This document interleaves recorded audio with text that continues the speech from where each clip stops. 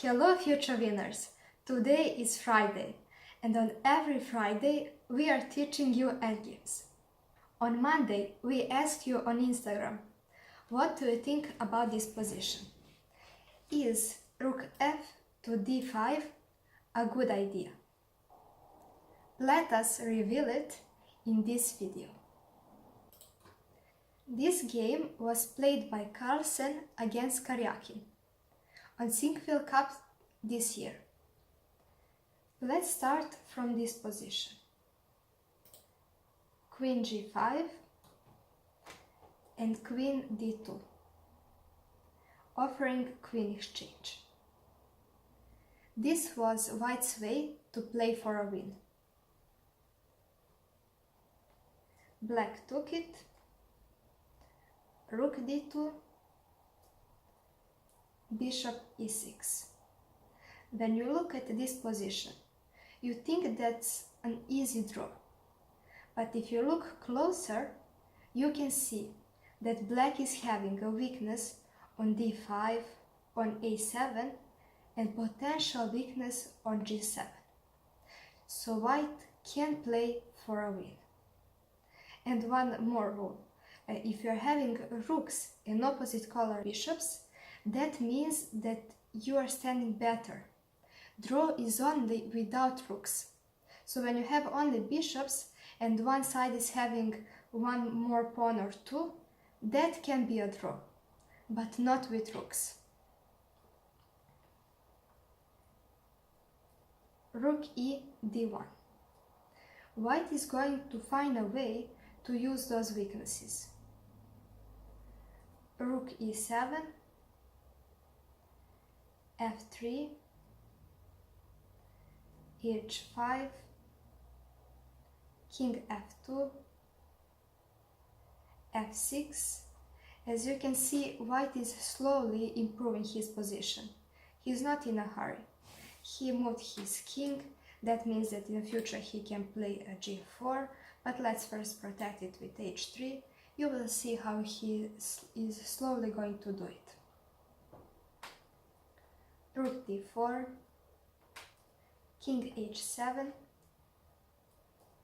rook d2, bishop f7, and h3. That's what I was talking about. So slowly preparing g4, then bringing rooks to g line and making pressure on g7. a6, rook f4, king g8, bishop d4. Looks like not much is happening, but actually white is playing very patiently and he's making his opponent tired and more likely to blunder something. King h7, bishop c3, king g8, g4. It was a final time to do something, to try to use those weaknesses. Black took, white took, king h7, rook f5, rook b7. This move is actually not a mistake, but it's allowing white to take on d5. And let's think like this. White has some kind of advantage. I already told you that he's attacking and he has opposite color bishops. But then he needs to play something like rook d1, rook e1, e3, then prepare for g5. So that was one idea. But in the game, Carlsen always wants to win, and drawish positions are not an option for him. After taking on d5, position becomes more complicated, and that's what he wanted. When you think like computer and when you're deciding what to play, rook d1 is a better move. But in a practical game, Magnus Carlsen decided well. So yes, it was the right idea. It was a complicated position after it, and that's what he was hoping for. So if you said on Instagram and on Facebook that rook d5 was a good move and good idea, then you were right, and we are glad that you understand chess. But if not, then those videos are great for you to improve. Rook takes d5.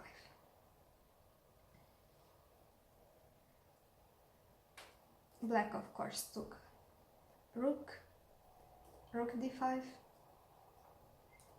king g6.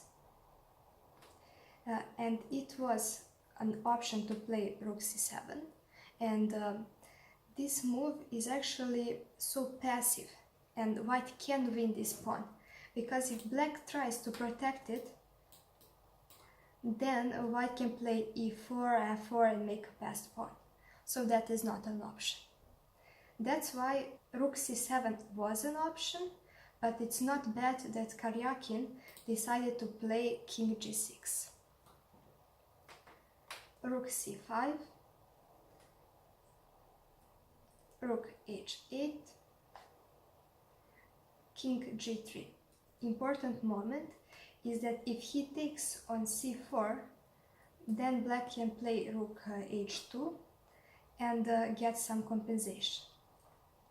So of course it is better king g3 to guard that square.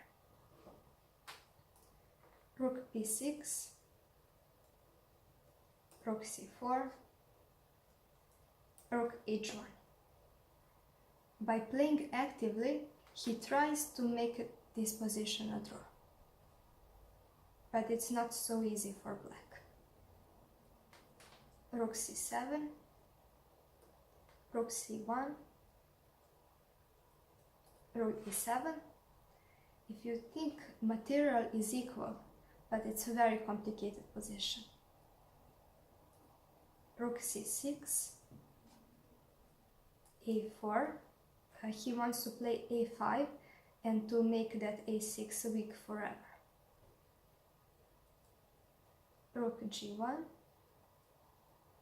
king f2, rook a1, a5, and now we have that a6 weak. Rook a4, king g3, slowly playing, making one weakness then other, preparing for e4, rook c4, rook a7, rook e6, and e4. Things are slowly happening. To remind you that g6 is still weak, not only a6. Rook c8, rook d7. White is slowly improving all of his pieces, and black is only passively waiting. Rook c6. Because black doesn't have much to do, it says all about position. f4, rook c7, f5.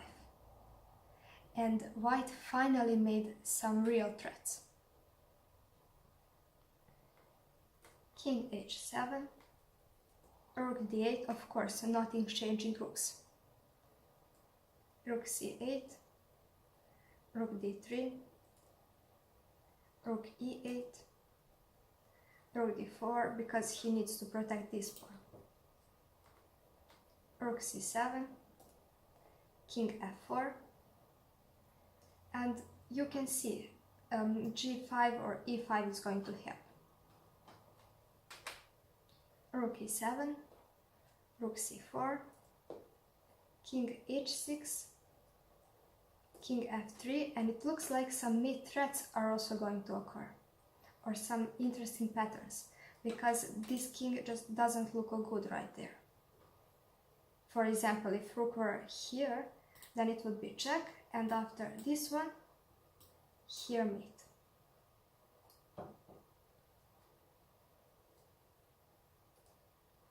Rook d7, bishop d4. Instead of bishop d4, e5 was winning the game. That says that world champion doesn't calculate everything well every time. This says how complicated everything is. After e5, taking, check, a6 is falling down. But if he plays something like king at g5, then we have rook g6, king h4, f6, taking, bishop e1, king h3, and checkmate. I already said that there are going to occur some mating patterns, because it's so obvious that king is weak. But he didn't see it, and he played bishop d4, king h7, b4, trying to make a passed pawn. And in this moment, both players started to have a tight knot. So it's even harder to play right now. Rook d6, king e3, king h6, rook c1, of course king h7 because of check, bishop b6, rook c7, bishop c5, rook e d8, rook h1. Just to mention, black is protecting pretty well. King g8, and I'm not talking much about those moves because they are only improvement moves for white, and black is just protecting himself. King f4, rook e8, rook e1, g5. A very good move played by black.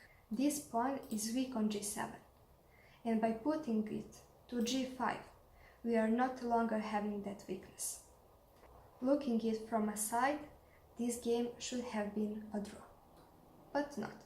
Carlsen is of course still playing. King g7, g5, he took on g6, king f6, less chances to play for a win. Rook f7, king e3, king e6, rook f6, rook h7, trying to get to this a6 pawn and cutting king from play. Rook f7, of course, rook h5, king d7, e5, pushing pawn because that's a last chance. Rook f1, trying to give checks, king e4, and now it's a question. Why black played something like king c6 and he lost a game immediately, instead of simply giving checks, and after king d5, again checks, and so on? Why did he blunder? I think that happened because Magnus was playing so slowly. He improved his position, made his opponent tired. You can see how patient he was. And Karjakin just couldn't play passively anymore, and he didn't see those checks even after playing rook f1, which reason was of course to give checks. So I'm not sure what happened, but I think that he was very tired and tight knot occurred. So that's a lesson how you should play with white pieces. And of course showing why Magnus Carlsen is a world #1 player. Rook h6, rook b5, rook b6, and yes, he blundered this pawn, but Magnus is not bothering to capture it. He played e6 first, rook e1, king f5, rook f1, king e5, but there are no more perpetuals because he has escaped for his king. Rook e1, king f6, rook f1, king g7, rook a8, but it's not helping to protect this pawn right now. e7, rook e1, king f7, rook e4, king d6, this is the idea, rook h8, and rook took on a6. Of course, after this move, black simply resigned. Games like this one are telling us how much concentration and patience we need to have to win those games. And let me remind you, taking a pawn on d5 was not the best move by computers, but it was a best practical move. So I think that it was a good decision. Subscribe to our channel to see more Friday Endgame shows. We are looking forward to next Friday. And if you want to answer before the video, then you can do it on our Instagram, Kaisa's Dreams. See you there.